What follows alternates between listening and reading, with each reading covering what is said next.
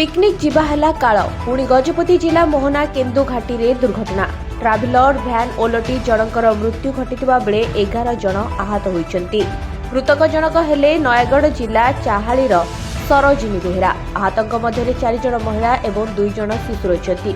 खबर पाई मोहना अग्निशम बाहिनी घटनास्थल रे पहुंची आहत मानकु उद्धार करी चिकित्सा पाई मोहना मेडिकल रे भर्ती करचंती।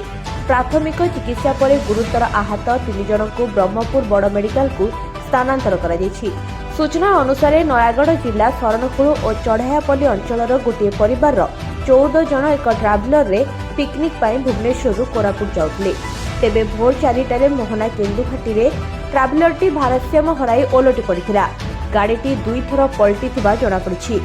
तेबे ड्राइवर को बेपरुआ गाड़ी चालना जोगु एभली दुर्घटना घटिथिबा आहत यात्री कहछन्ति।